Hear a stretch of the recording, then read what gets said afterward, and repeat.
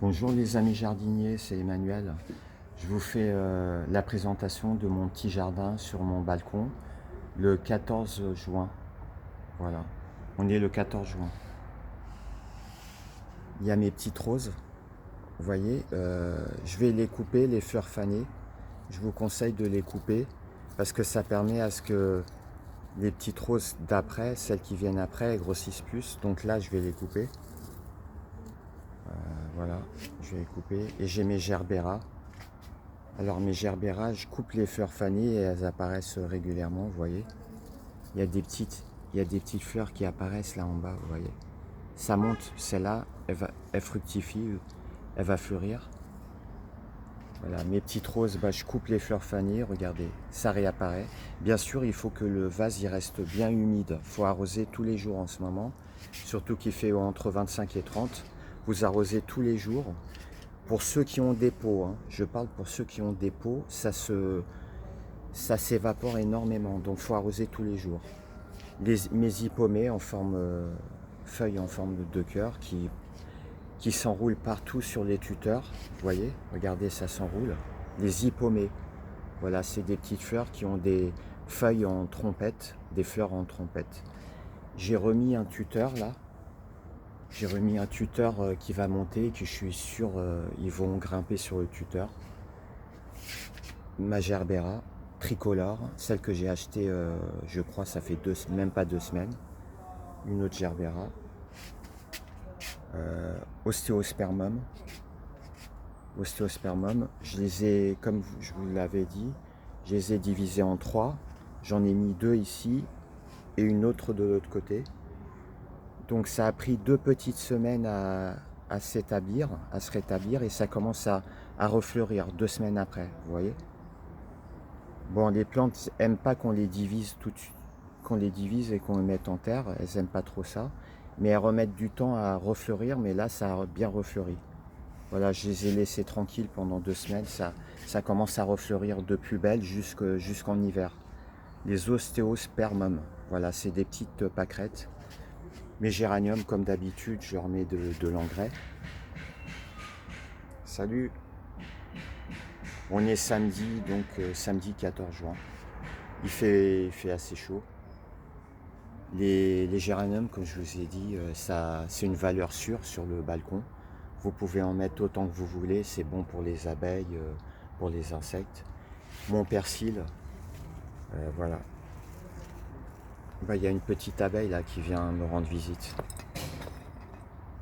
Le persil frisé, j'en ai depuis pas mal de mois, depuis le début du printemps, il y en a, voilà. Il faut bien arroser le persil, hein, avec un peu de basilic ici, là. Vous voyez le basilic, voilà. C'est du persil frisé mousse, voilà. Ça tient très bien, mais à condition que vous mettiez de l'eau un petit peu tous les jours. Bon, pas tous les jours, mais il faut que sur des balconnières comme ça, il faut que ça soit toujours humide. Il ne faut pas que ça sèche. Mon kumquat, où il y a les travaux, il y a le voisin qui fait des travaux. Il y a le kumquat, c'est un petit oranger miniature. C'est un croisement d'oranger et de citronnier. Je l'ai depuis 2 ans déjà. La première année, il a fait des fruits, mais rapidement. Et là, en deuxième année, j'espère qu'il va refaire des fruits. Parce qu'il est bien implanté. Ça fait 2 ans qu'il est sur ma table de jardinage. Voilà. Ma coriandre. J'ai de la coriandre aussi, vous voyez. Bon, elle n'est pas au top, elle commence à prendre du persil. Vous voyez, encore du persil. Beaucoup de persil. Le persil, alors, vous la mettez... En plus, je le mets à l'ombre. L'ombre, mi-soleil, mi-ombre, ils adorent l'ombre aussi, le persil. La fraîcheur. Ça, c'est mon... Voilà, j'ai mes tables de jardinage. J'ai mon topinambour. Topinambour, c'est une sorte de pomme de terre qui est sous terre, donc vous ne verrez pas la pomme de topinambour, il est sous terre. Mais la feuille, la plante, elle donne ça. Vous voyez? Ça donne ces feuilles-là, c'est topinambour. Un autre topinambour. Alors, les haricots. J'ai des haricots nains. Ils ont pris une maladie, là. Bon, ils sont en train de fleurir. Ça veut dire les haricots, ils vont arriver. Vous voyez? Il y a les fleurs.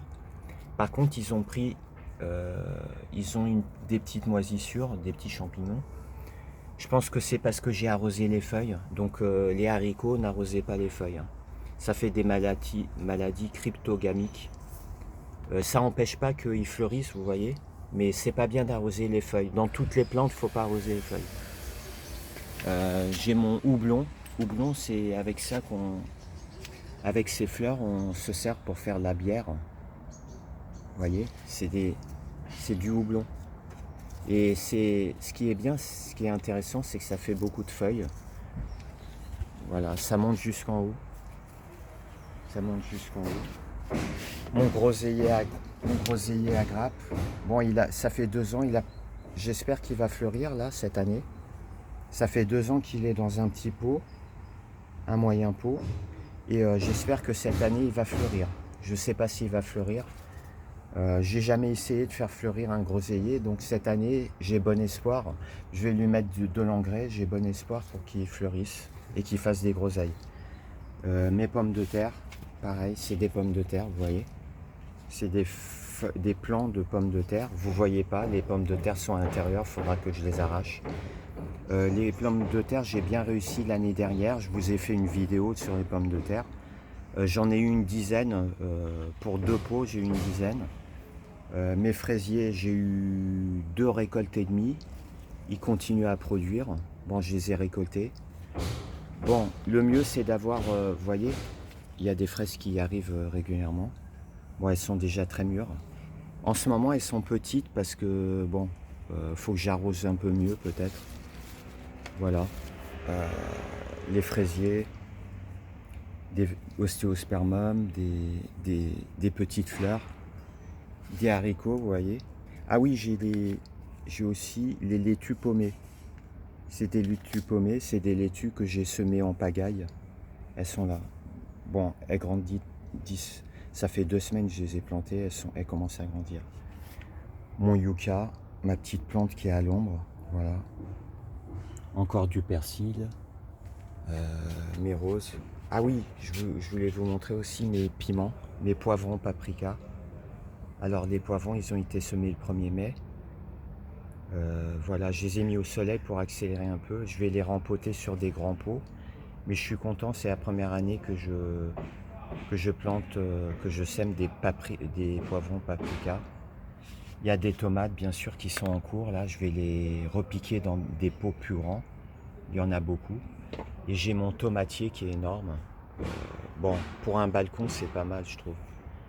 Et ils apparaissent déjà, les tomates apparaissent, vous voyez? Vous voyez les petites tomates, voilà. C'est un gros pot, hein. Ça c'est un gros pot, c'est un des plus gros pots que j'ai. Ils prennent du soleil. Je vous ferai une petite vidéo la semaine prochaine, donc, de tout ça. Mon bégonia qui prend un peu de soleil, mais il ne faut pas trop le mettre au soleil. Il sera là que le matin, voilà, pour éviter les surchauffes. Voilà les amis, merci de m'avoir suivi. N'hésitez pas à vous abonner. Je suis déjà à 55 abonnés YouTube. N'hésitez pas à vous abonner, je vous donnerai d'autres informations sur toutes ces plantations et mes idées de plantation. Certains me posent des questions dans le chat, à savoir pourquoi je mets des bouchons de liège. Donc les bouchons de liège, ils permettent de garder l'humidité sur des balconnières et des pots. Ça évite que l'eau s'évapore, vous voyez. J'en mets, je bois beaucoup de bouteilles, donc enfin on me les donne en fait, c'est des bouchons qu'on me donne, hein. C'est pas moi qui bois les bouteilles.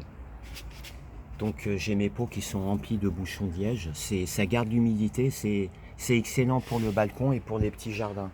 N'hésitez pas à en mettre, ça abîme pas la terre en plus, ça garde l'humidité, vous voyez les géraniums sont en fleurs, c'est grâce aux bouchons qui gardent l'humidité. Voilà, je vous souhaite un bon week-end, abonnez-vous, n'hésitez pas, ça me fera plaisir et puis notifiez la cloche pour avoir toutes mes nouvelles vidéos. Voilà, bon week-end à tous, à la prochaine, au revoir.